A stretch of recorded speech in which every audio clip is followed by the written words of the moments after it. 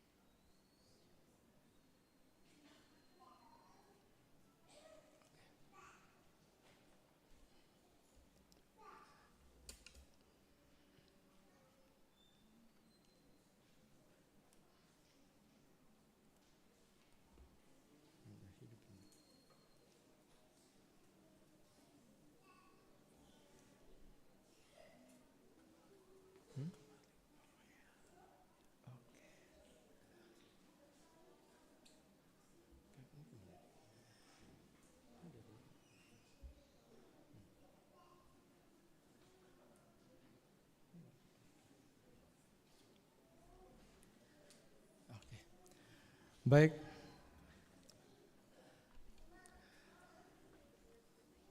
izinkanlah saya untuk memberikan pekabaran kebenaran firman Tuhan dengan tema yaitu kasih Allah, yaitu dalam hal ini adalah mengenai pengampunan. Adapun latar belakang saya meminta tolong pada Tuhan apa yang harus saya sampaikan mengenai kasih Allah, karena memang tahun ini sedikit kesaksian bahwa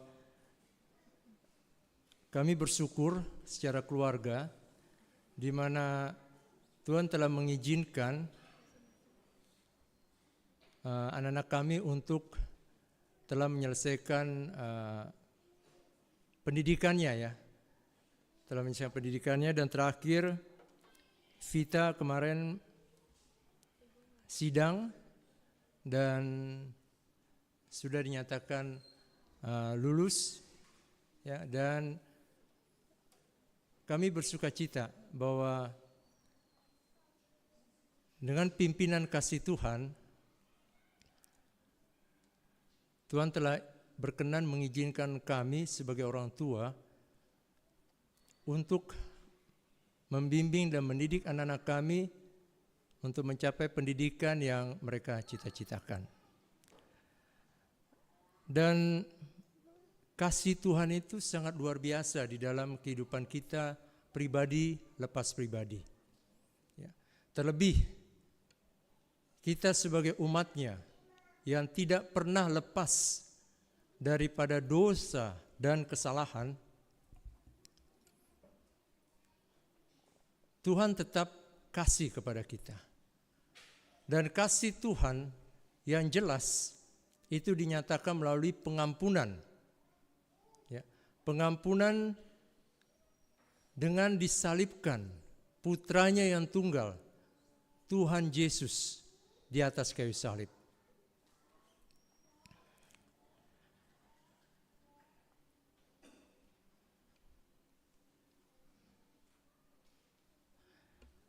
Di dalam Kolose 1 ayat 14 dituliskan oleh Paulus bahwa di dalam Dia kita memiliki penebusan kita, yaitu pengampunan dosa. Ya. Di dalam Tuhan Yesus, Paulus menyatakan hal tersebut, bahwa kita memiliki penebusan atas seluruh kesalahan dan dosa kita, yaitu melalui Tuhan Yesus. Dan saat Allah mengampuni dosa-dosa kita, Ia pun berharap bahwa kita pun juga belajar untuk mengampuni kesalahan orang lain. Tuhan Yesus telah mengajar doa Bapa kami kepada kita, bahwa mengampuni dosa-dosa kita. Ampunilah dosa-dosa kami ya Bapa, seperti kami juga mengampuni orang yang bersalah kepada kami. Dan setelah Yesus disalibkan, ia meminta Allah untuk mengampuni mereka yang menyalibkan. 7 perkataan Tuhan Yesus pada saat menjelang kematiannya. Pernyataan pertama, ya Bapa, ampunilah mereka karena mereka tidak tahu apa yang mereka perbuat. Yesus meminta Bapa untuk mengampuni mereka yang baru saja memukul, menghina, menusuk, dan lain sebagainya, serta menyalibkannya. Itulah contoh, itulah pertunjukan yang luar biasa yang diberikan kasih Allah kepada kita melalui penderitaan putranya yang tunggal, Tuhan Yesus Kristus. Bagaimana di dalam putranya Tuhan harus melakukan penebusan atas segala dosa dan kesalahan kita.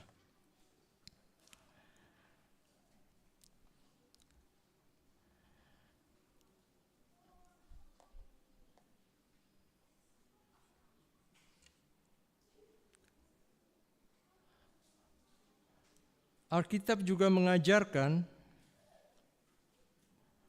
bahwa Tuhan Yesus memberikan perumpamaan tentang hamba yang tidak mau mengampuni. Kalau kita baca di Matius 18 ayat 21, Petrus datang kepada Tuhan Yesus dan dia bertanya, Tuhan, sampai berapa kali aku harus mengampuni saudaraku jika ia berbuat dosa terhadap aku? Dan Petrus dengan yakinnya mengatakan, sampai 7 kali. Tetapi Yesus berkata kepadanya, bukan. Aku berkata kepadamu, bukan sampai 7 kali, melainkan sampai 70 kali 7 kali. Artinya tidak terhingga. Ya. Dan Tuhan Yesus mengatakan bahwa sebab hal kerajaan surga itu adalah seumpama seorang raja yang hendak mengadakan perhitungan dengan hamba-hambanya. Kalau kita baca di perumpamaan tentang pengampunan ini di Matius 18, ada hamba yang mempunyai banyak hutang, tetapi dia minta ampun dan diberikan pelunasan. Tetapi ketika ada seorang hamba lain yang berhutang kepada hamba yang sudah dihapuskan ini, dia dengan marah melakukan hal yang sebaliknya. Sehingga di dalam perumpamaan itu, akhirnya raja tersebut menyerahkan kepada algojo-algojo sampai ia melunaskan seluruh hutang daripada hamba yang jahat ini.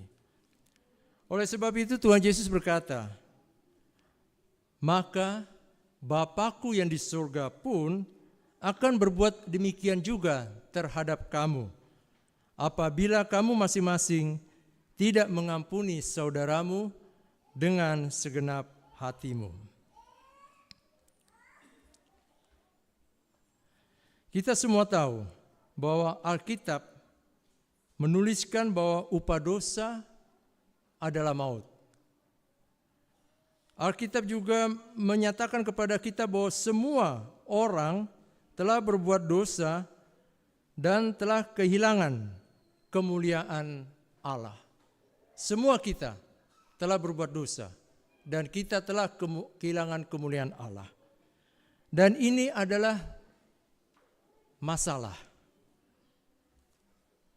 Ini adalah masalah karena bagi Tuhan, Dia tidak menginginkan satupun dari umatnya untuk tidak masuk ke dalam kerajaan surga. Ini adalah masalah bukan hanya bagi kita, tetapi juga masalah bagi Allah. Karena Dia tidak menghendaki seorang pun binasa dari kita. Dia menginginkan supaya semua orang berbalik dan bertobat. Allah tidak ingin kita binasa, tetapi karena kita mempunyai dosa, maka sebenarnya kita pasti akan binasa, dan dalam prosesnya Allah dengan demikian akan kehilangan kita. Kalau kita mengingat Mazmur 23, di akhir Mazmur 23, ya, Daud telah tahu bahwa Tuhan akan menyiapkan rumah bagi kita semua. Artinya inilah kerinduan Tuhan. Tuhan menciptakan umat manusia, menciptakan Adam dan Hawa, mengizinkan kita untuk hadir di dunia ini adalah semata-mata supaya kita akan diam tinggal bersama Dia di dalam rumah di surga. Itu keinginan Dia. Hanya itu keinginan Dia. Dia tidak menginginkan kita binasa. Dia menginginkan kita selamat dan sama-sama kita masuk ke dalam kerajaan surga. Nabi Yesaya menulis, sesungguhnya tangan Tuhan tidak kurang panjang untuk menyelamatkan, dan pendengarannya tidak kurang tajam untuk mendengar. Tetapi Yesaya menulis, yang merupakan pemisah antara kita dengan Allah adalah segala kejahatan kita. Ya, kita tadi mempelajari pelajaran sekolah Sabat bagaimana kejahatan ini sedang eksis di dunia ini. Ya. Dan yang membuat Allah menyembunyikan diri terhadap kita sehingga Ia tidak mendengar doa kita, keluhan kita, apapun yang kita sampaikan kepada Tuhan adalah karena dosa-dosa kita. Itulah yang ditulis oleh Yesaya. Ya. Dosa-dosa kita membuat Allah tidak mendengar. Ya. Kalau kita ingat ketika Tuhan Yesus menjelang kematiannya, ya, perkataan Tuhan Yesus, Eli, Eli, lama sabachthani, Allahku, Allahku, mengapa engkau meninggalkan aku? Pada saat itu Tuhan Yesus tidak dapat melihat Bapaknya. Tidak bisa berkomunikasi. Kenapa? Karena sedemikian pekatnya dosa yang menghitam sehingga membuat dia terhalang untuk melihat Bapaknya. Seolah-olah seperti Bapaknya meninggalkan dia. Itulah kuasa dosa itu. Itulah dosa kejahatan yang membuat kita terpisah dari Tuhan. Dan solusi daripada itu semua hanyalah pengampunan kasih Allah. Pengampunan yang diberikan Allah Bapa melalui putranya yang tunggal, yaitu Tuhan Yesus Kristus, untuk mati di kayu salib, untuk menebus dan mengampuni segala dosa, kejahatan, pelanggaran, kesalahan kita semua. Untuk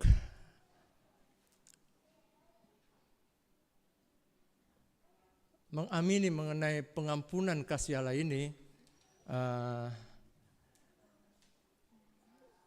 Mama Sari akan menyanyikan lagu pujian mengenai kasih Allah.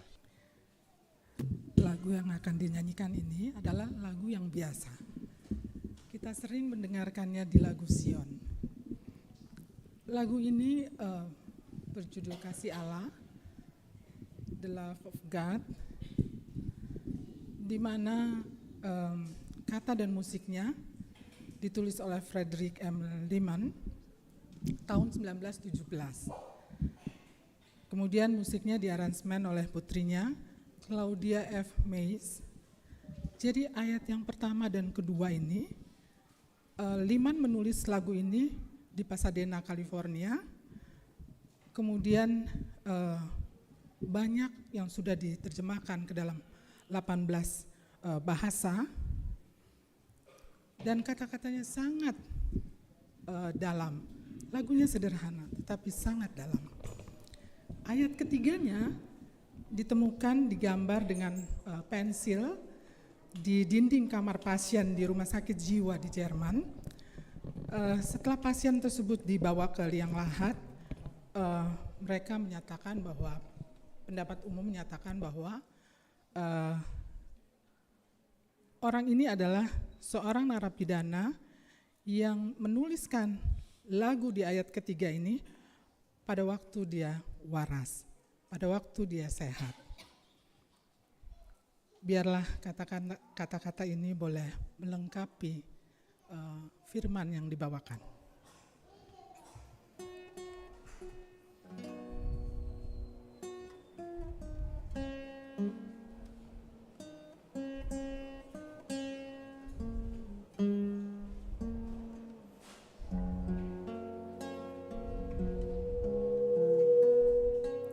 Kasih Allah tak terbilang, lidah tak dapat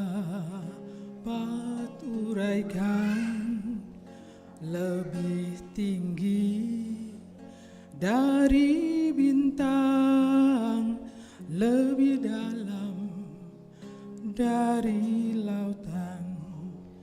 Yang berdosa diselamatkan oleh korban Yesus, yang telah sesat didamaikan, dosanya terhapus.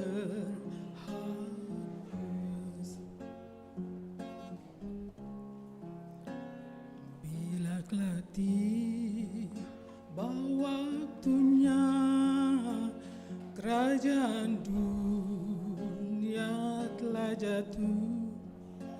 Bila orang yang durhaka berseru pada gunung batu, kasih Allah tetap tahan, takkan berubah. Kasih besar yang selamatkan jadi lagu surga. Kalaupun laut penuh tinta dan langit menjadi kertas, rumput-rumput jadi pena, dan semua orang penulis menuliskan kasih Tuhan akan kering lautan. Langit tak dapat muatkan segenap kasih Tuhan. Oh, kasih Allah yang limpah tak dapat diduga, kasih yang kekal selamanya jadi lagu surga. Oh, kasih Allah yang limpah tak dapat diduga, kasih yang kekal selamanya jadi lagu surga.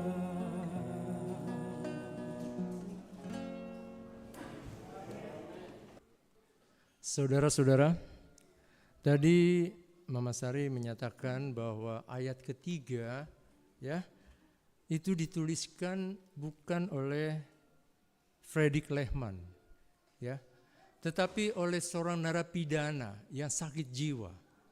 Ya. Ketika Fredrik Lehman dan anaknya, putrinya Claudia Lehman mengunjungi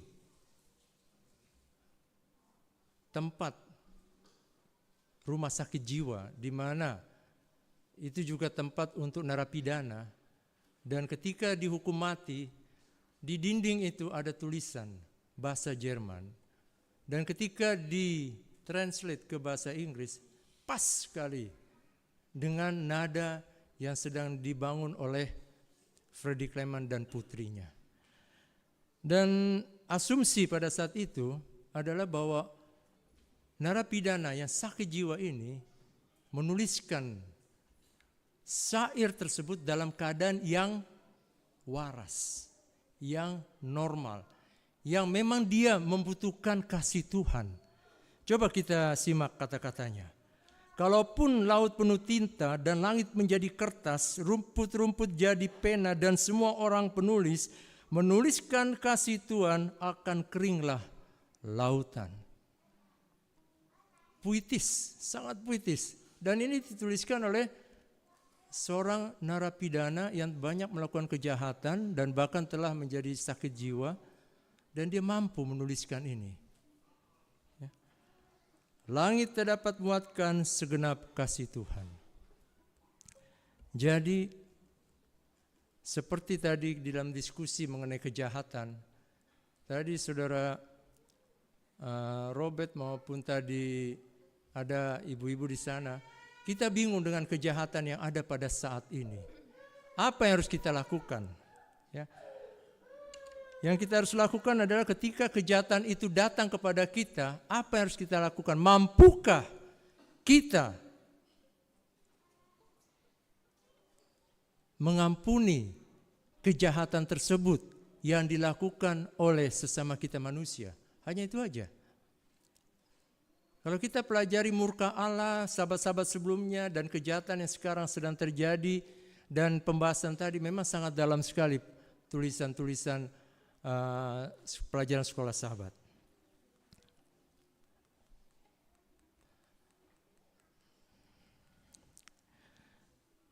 Pertanyaannya adalah, bagaimana cara kita meminta pengampunan dari Tuhan? Di dalam Alkitab tidak ada doa pengampunan yang terperinci yang harus kita panjatkan untuk menerima pengampunan Tuhan. Tetapi Alkitab memberikan contoh tentang cara memintanya. Memang slide-nya agak kecil ya. Kalau saya bikin satu-satu nanti, tapi memang mudah-mudahan bisa kebaca ya. Pertama, Tuhan Yesus mengajar dalam doanya, ampunilah kami akan kesalahan kami, seperti kami juga mengampuni orang yang bersalah kepada kami. Contoh, bagaimana kita belajar berdoa mengampuni seseorang. Kemudian, di dalam cerita tadi yang disampaikan oleh Mama Sari mengenai pemungut cukai, apa yang disampaikan pemungut cukai? Ya Allah, kasihanilah aku orang berdosa itu. Kemudian kalau kita baca dari Daniel pun mengaku, ya Tuhan, kami ini telah berbuat dosa terhadap Engkau. Tetapi Tuhan, ada rasa sayang Engkau, ada keampunan dari Engkau ya Tuhan. Walaupun kami telah memberontak terhadap Dia. Dan yang terakhir, Raja Daud. Di dalam kesalahannya sangat berat, dia berkata di Mazmur 51. Sebelumnya dia berkata, aku sudah berdosa terhadap Tuhan. Dan kemudian Daud pun memohon kepada Tuhan, sembunyikanlah wajahmu terhadap dosaku ya Bapa. Hapuskanlah segala kejahatanku. Itulah contoh-contoh dari Tuhan Yesus sendiri, dari pemungut cukai, dari Daniel maupun dari Daud, bagaimana kita berdoa atau menyampaikan rasa bersalah kita kepada Tuhan, rasa bagaimana kita bisa mengampuni saudara kita. Seperti yang telah kita baca tadinya di atas, bahwa dosa harus dibayar dengan harga, yaitu kematian. Dan ketika Yesus datang ke bumi ini, ia mati untuk memberikan nyawanya menjadi tebusan banyak orang. Apakah Allah mengampuni semua dosa? Tidak ada dosa yang tidak dapat diampuni Allah. Namun, jika kita dengan sadar, jika kita dengan rela menolak Allah dan cara hidupnya, jika kita menolak untuk bertobat dari dosa-dosa kita dan tidak berusaha untuk mengubah jalan hidup kita, maka Alkitab pun berkata melalui Ibrani bahwa tidak ada lagi korban untuk menghapus dosa. Allah tidak akan mengampuni dosa-dosa yang kita tolak untuk bertobat. Dia tidak akan mengabaikan dosa-dosa yang terus kita lakukan tanpa rasa malu ataupun penyesalan. Namun, Dia akan mengampuni dosa apapun yang kita sesali dengan sungguh-sungguh. Ingatlah, Yohanes menulis, jika kita mengaku dosa kita, maka Ia setia dan adil, sehingga Ia akan mengampuni segala dosa kita dan menyucikan kita dari kejahatan. Kejahatan ini dimaksud di sini adalah semua kejahatan, bukan sebagian kejahatan, semuanya. Allah akan mengampuni setiap perzinahan, Dia akan mengampuni setiap pembunuhan, Dia akan mengampuni dosa-dosa yang kita lakukan berulang. Syaratnya hanya satu, jika kita datang kepadanya, bertobat dan kita ingin berubah. Dia bisa dan akan mengampuni semua dosa kita melalui pengorbanan Yesus Kristus. Tadi ada lagu yang sangat indah yang disampaikan oleh Selo, ya, di sekolah Sabat, ya. Dia katakan lagunya sangat, Tuhan Yesus tidak gagal, ya Selo, ya. Tuhan Yesus tidak gagal. Lagu yang sangat indah. Tadi mungkin ada yang tidak mendengar, lagu sangat indah dari Selo, ya, bahwa Tuhan Yesus tidak pernah gagal, ya.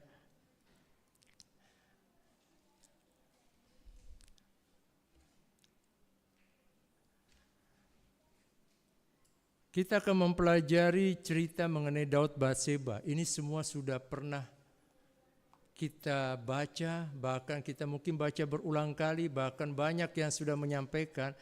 Tetapi ada hal yang ingin saya sampaikan di dalam peristiwa Daud dan Batseba. Tadi Robert menyatakan bahwa Daud bisa melakukan hal tersebut karena dia punya kekuasaan. Benar, saudara. Dan Daud mungkin adalah satu-satunya orang yang bisa melakukan perbuatan yang melanggar ataupun melawan perintah Tuhan yang disampaikan oleh Tuhan Yesus, kasihlah sesama manusia seperti dirimu sendiri, itu dari dari 5 ke 10. Coba kita perhatikan sama-sama. Jangan membunuh, dilakukan oleh Daud. Jangan berzina, dilakukan oleh Daud. Jangan mencuri, jelas mencuri istri orang. Jangan bersaksi dusta, jelas dia membuat surat untuk supaya Uria dikirim seolah-olah untuk berperang, tetapi untuk menjalani hukuman mati. Jangan mengingini istri sesamamu, jelas dilakukan. Daud melakukan itu semua. Sehingga akhirnya Nabi Nathan harus menegur dia. Tetapi memang luar biasa Daud ini.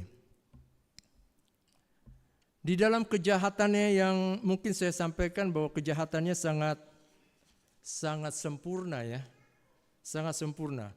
Kalau saja Tuhan tidak menyuruh Nabi Nathan, mungkin Daud ini akan menjadi seorang penjahat yang sangat sempurna.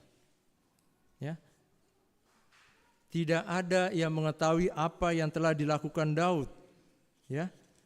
Hanya Daud dan Batseba yang tahu. Tetapi orang lain tahu, tidak tahu. Dan sekarang saatnya kita pun tahu. Di dalam kesedihannya, Daud menyampaikan penyesalannya.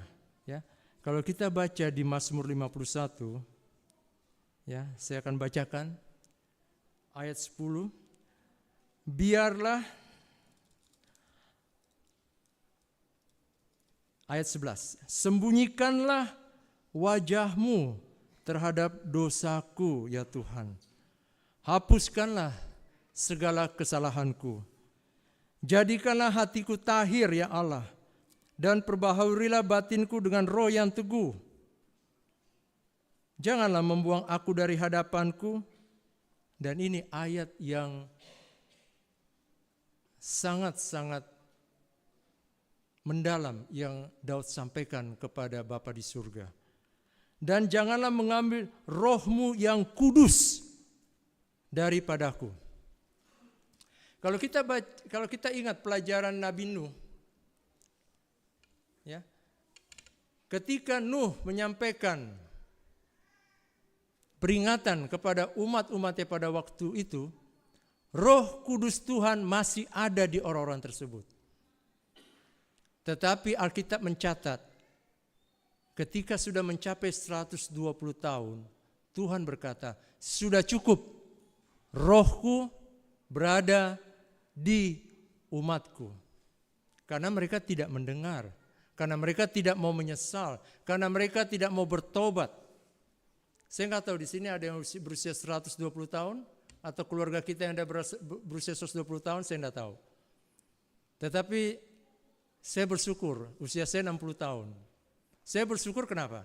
Kalau dilihat dari cerita Nuh, apapun dosa dan kesalahan yang saya lakukan sampai detik ini, Roh Kudus belum diambil dari saya. Kenapa? Karena belum 120 tahun. Tetapi kita harus ingat, pelajaran Ellen G. White, bahwa ada namanya pintu kasihan tertutup. Dan kita pun semua tidak tahu. Per individu, per bangsa, per gereja, kita akan lihat nantinya. Tetapi artinya yang ditakutkan oleh Daud adalah ketika Roh Kudus yang ada di dalam dirinya diambil oleh Tuhan. Dan ketika Roh Kudus itu diambil dari Daud ataupun dari diri kita karena tidak mempunyai keinginan untuk bertobat, ketika kita tidak ingin mengakui dosa dan kesalahan serta pelanggaran kita, ketika kita tidak mau mengampuni satu sama lain, maka dengan demikian pada satu titik nanti Roh Kudus akan ditarik dari kita. Apakah itu tentu ketika usia 120 tahun atau sebelumnya, kita tidak tahu. Hanya Tuhan yang tahu. Sebelum mencapai ke arah sana, mari saudara, mari kita untuk belajar untuk mengakui segala dosa, kesalahan, pelanggaran, bahkan kejahatan kita kepada Tuhan. Mari kita saling mengampuni satu sama lain. Mari kita saling bersahabat satu sama lain. Case yang kedua mengenai Yakub dan Esau.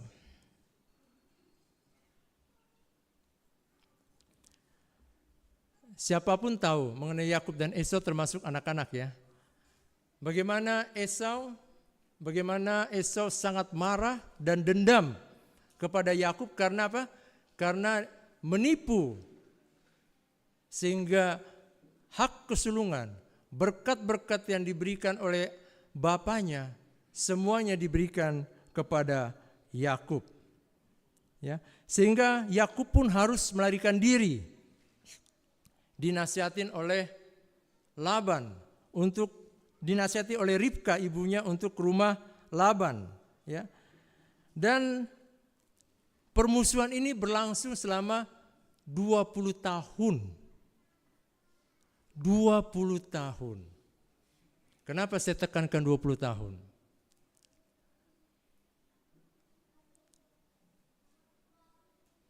Saya bukan dari Advent, saya dari gereja HKBP. Dan banyak konflik di HKBP. Baik mengenai pembangunan, baik mengenai pemilihan for hunger, baik pemilihan ketua-ketua. Ya. Dan salah satunya saya ingat sekali menjadi musuh besar daripada bapak saya.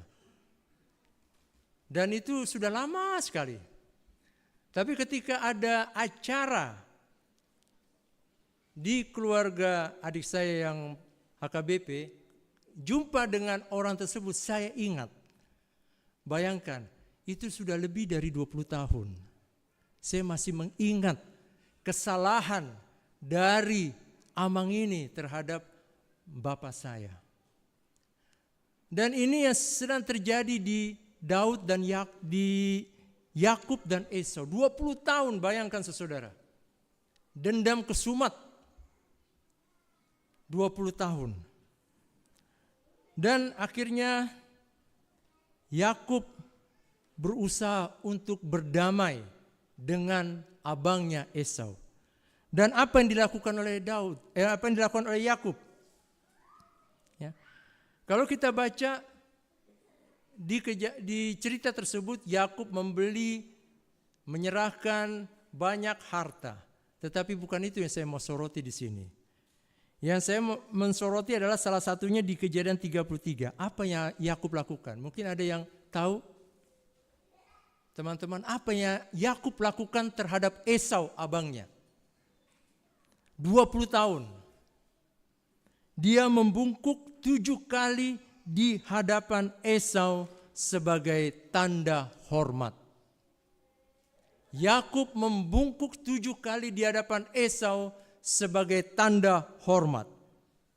Alkitab tidak pernah memberitahu kita apa yang Esau ingin lakukan kepada Yakub. Tetapi setelah menerima penghormatan dari Yakub, setelah dia menerima hormat dari Yakub, apa reaksi Esau? Esau berlari menyongsongnya, Esau memeluknya, Esau memeluk lehernya, Esau menciumnya, dan mereka berlinangan air mata. 20 tahun saudara. Permusuhan, dendam di antara saudara kandung ini. Apa yang dapat kita pelajari dari cerita Yakub dan Esau ini?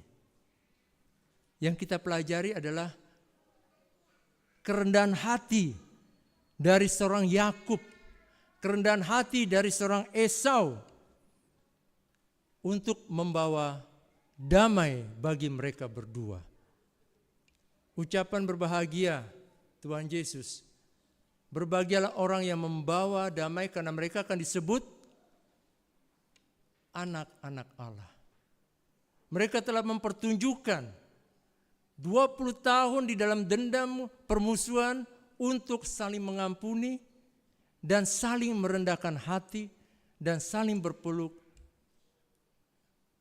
Dan itulah yang membuat kerajaan surga penuh sukacita menyaksikan 2 anak Tuhan saling mengampuni satu sama lain.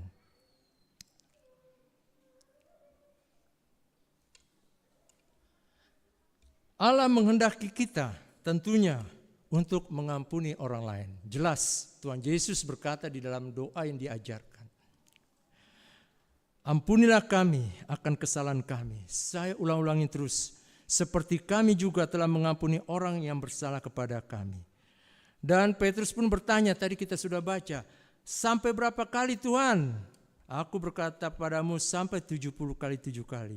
Tuhan tidak pernah membatasi berapa kali Tuhan akan mengampuni kita pribadi lepas pribadi.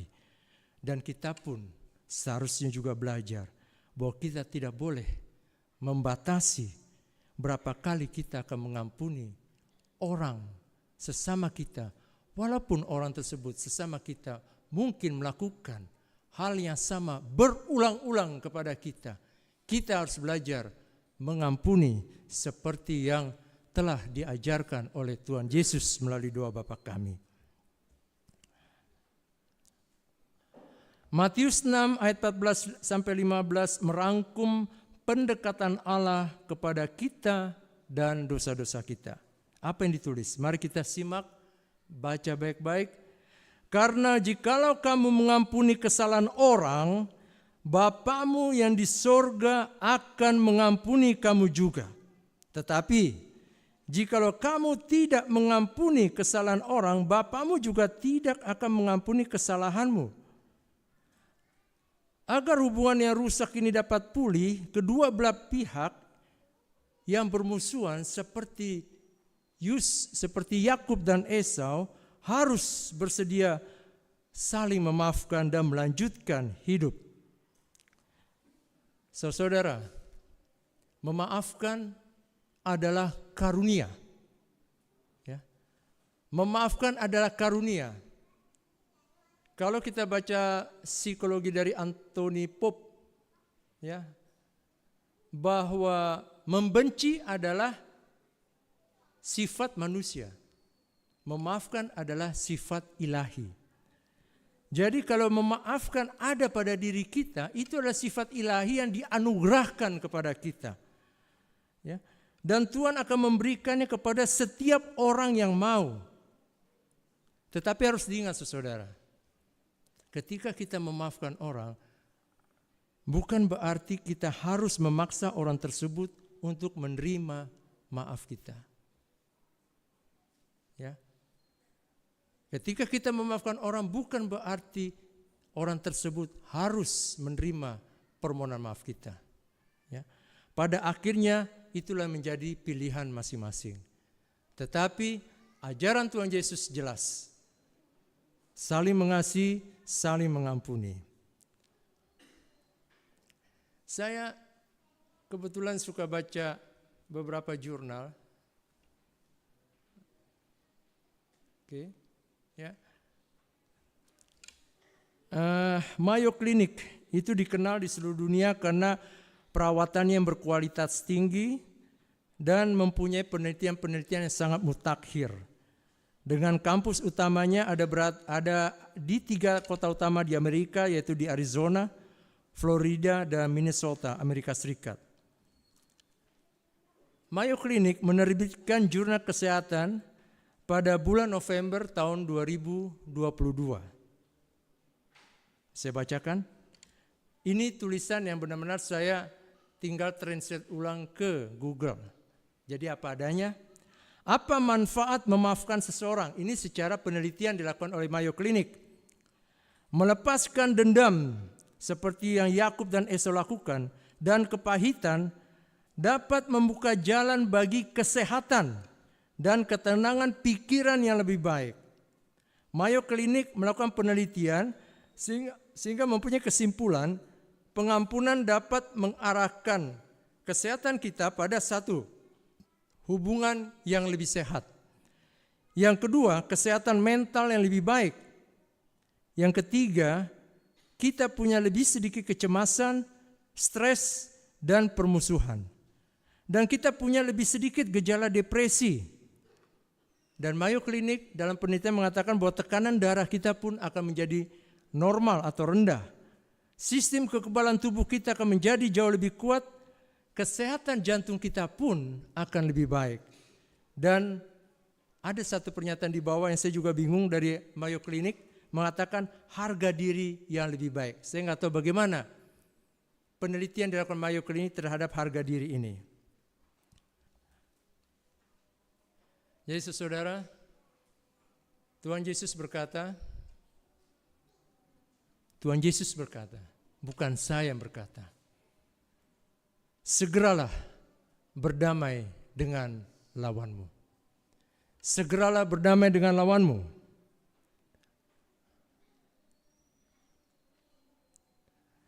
Dan perhatikan petunjuk yang diberikan Paulus pada kita dalam Roma.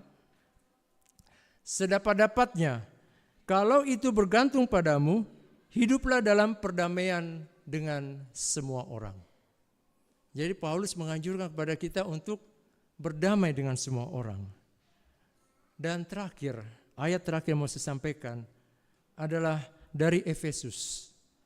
di mana Efesus 4 merangkum dengan sangat baik kalimat yang biarlah itu menjadi renungan bagi kita semua. Segala kepahitan, segala kegeraman, segala kemarahan, segala pertikaian, segala fitnah hendaklah dibuang dari antara kamu. Demikian pula segala kejahatan. Tetapi hendaklah kamu ramah seorang terhadap yang lain, penuh belas kasih mesra dan saling mengampuni, sebagaimana Allah di dalam Kristus telah mengampuni kami. Tuhan Yesus memberkati, mari kita berdoa. Bapa, terima kasih atas waktu yang indah yang Tuhan izinkan untuk kami boleh belajar mengenai firman-Mu ya Bapa. Ya Bapa, jujur Bapa, sulit bagi kami, sulit bagi hamba untuk belajar memaafkan seperti yang Kau ajarkan. Tetapi biarlah melalui firman-Mu pada hari ini, di Sabat-Mu yang kudus, kami kembali boleh belajar mengenai keinginan dan kehendak-Mu ya Bapa, yang harus kami lakukan di dalam kehidupan kami pribadi lepas pribadi, sehingga kebenaran dan kemuliaan-Mu boleh nyata melalui kehidupan kami. Terima kasih Bapa, dalam nama Putra-Mu Tuhan Yesus Kristus kami berdoa. Amin.